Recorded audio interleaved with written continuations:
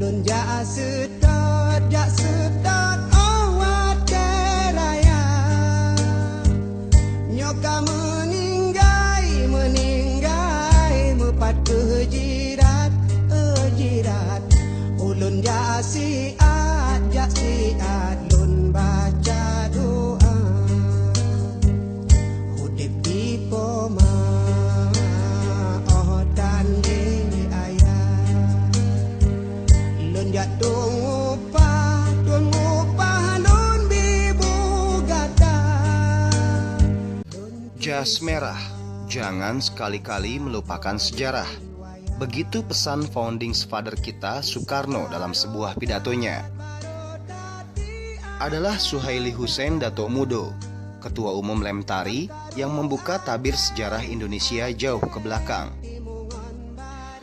Menurutnya dalam sejarah, bangsa Indonesia dibina, dididik, dan diatur oleh 3 hukum.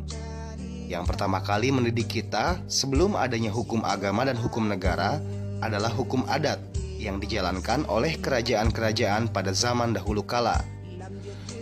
Kemudian masuklah agama dengan bermacam-macam penyebaran agama yang datang dari luar, seperti Wali Songo yang membawa Islam masuk ke Indonesia, atau agama Kristen yang diperkenalkan oleh misionaris dari bangsa Belanda.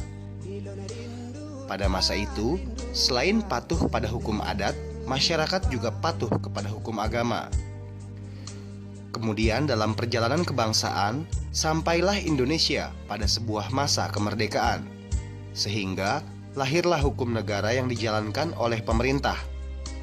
Dan dalam perjalanan sejarahnya, ada 3 hukum, yakni hukum adat, hukum agama, dan hukum pemerintah, yang diadopsi dari hukum Belanda yang mengatur, membina, dan mendidik masyarakat Indonesia hingga saat ini. Namun dalam realitasnya, masyarakat kita sudah jauh dan melupakan hukum adat sebagai bapak kandung hukum di Indonesia. Di sisi lain, masyarakat cenderung taat dan patuh kepada 2 hukum lainnya, yakni hukum agama dan hukum pemerintah. Padahal ada sebuah peribahasa Indonesia yang disebut tali yang berpilin 3, yakni hukum adat, hukum agama, dan hukum negara yang dianut oleh masyarakat Indonesia. Untuk itulah, Lembaga Tinggi Adat Republik Indonesia atau Lemtari dilahirkan, agar masyarakat kita tidak kehilangan induk dan kehilangan jati diri kita sebagai sebuah bangsa yang beradab dan beradat.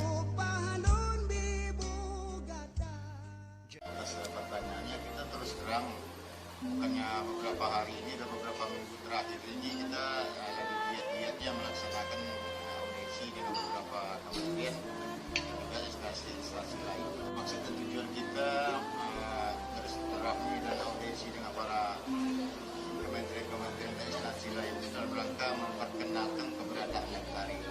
Sebagaimana yang kita ketahui bersama, Lembaga Tinggi Masyarakat Adat Republik Indonesia ini yang kita singkat namanya Lemtari ini adalah merupakan satu-satunya lembaga adat secara nasional yang baru tumbuh. Jadi dengan barunya barang ini kita perlu memperkenalkan masa ini lembaga ini adalah lembaga adat secara nasional. Itu juga supaya kita ketahui kronologis berdiri dan keberadaan Lemtari ini dikarenakan telah banyak di daerah-daerah lembaga-lembaga adat secara kabupaten provinsi di Indonesia. Namun secara nasional lembaga adat ini belum pernah ada lagi. Itu perlu kita sosialisasikan, memperkenalkan masa lembaga adat ini adalah lembaga milik kita bersama dari kita.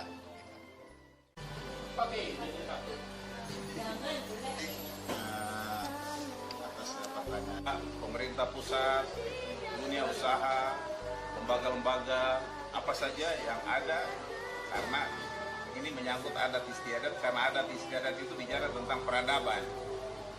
Ya, kalau budaya oke lah, itu mungkin kebiasaan budaya setiap daerah beda-beda. Tapi kalau sudah bicara adat istiadat, manusia itu diatur oleh peradaban. Kalau peradaban itu biasanya nilainya itu sangat tinggi, ya, karena itu menyangkut bagaimana itu menghormati orang, ya. kita punya adat kebiasaan itu kan bagaimana kita menjamu tamu atau kita berbicara dengan setiap tingkatannya, orang tua kepada anak seperti apa, anak kepada teman seperti apa, anak kepada orang tua seperti apa. Nah, jadi itu adat istiadat itu penting.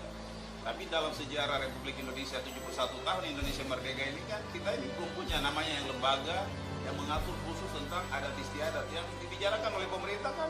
Dalam sejarah Indonesia merdeka 71 tahun ini hanya budaya. Itu sebabnya budaya sebentar di pendidikan ditaruh, sebentar dia geser di pariwisata. Nah, kalau adat istiadat kan tidak begitu. Nah, itulah Lemtari hadir untuk ya, kita mengakomodir. Seperti tadi Ketua Umum bilang bahwa karena lembaga-lembaga di daerah sudah ada, di tingkat nasional kami bentuk wadah untuk mengakomodir itu. Lalu kami sosialisasikan kepada pemerintah supaya kalau bisa itu ada lembaga yang khusus mengatur atau mengurusi adat istiadat. Jadi bukan hanya budaya. Kalau budaya sebentar pindah di pendidikan dan kebudayaan, sebentar geser di pariwisata. Itu yang kenyataan kan di tata negara kita, di kementerian kita. Kalau adat istiadat kan tidak ada. Padahal kami jelaskan kepada kementerian sebelum Indonesia merdeka itu yang berkuasa siapa? Adat. Sampai sekarang pun orang adat itu ada dan sampai kapanpun Republik ini tetap adat istiadat itu ada. Nah, sebabnya kami hanya mengingatkan kepada pemerintah yang ada, ya janganlah lupa jati diri kita, karena adat itu bicara jati diri bangsa Indonesia asli, Sabang sampai Merauke. Nah kalau ini kita lupakan, berarti kan kita membiarkan harga diri kita diinjak. Jangan kita marah sama orang luar ketika mereka masuk, karena mereka masuk dengan berbagai cara, karena jati diri kita, ketahanan kita sebagai bangsa ini kan rapuh. Itu sebabnya ya kami hanya meminta supaya ya kembalilah kepada jati diri bangsa yang asli, yaitu adat istiadat, karena itu hidup dan berkembang dan sampai kapanpun.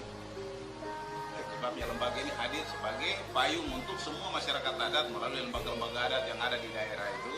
Jadi kalau di partai politik mungkin partai itu dia betul di pusat dia membesarkan organisasi sampai ke bawah.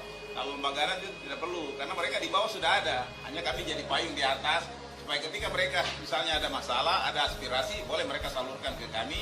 Kamilah yang membantu memfasilitasi, mengkomunikasikan itu. Contoh begini, di setiap daerah itu kan perusahaan-perusahaan hak wilayah hadir. Kan banyak masalah mereka buat dengan masyarakat. Tapi masyarakat kan lemah, posisi lemah. Karena apa? Perusahaan itu dia datang, dia karena punya modal, dia datang urus izin di pemerintah pusat. Setelah dia kantung izin, dia ke bawah gampang. Dia pakai tentara dan polisi. Ketika masyarakat berhadapan dengan andalkan pedang, dengan ini, apa kayu, yang gak kuat lah.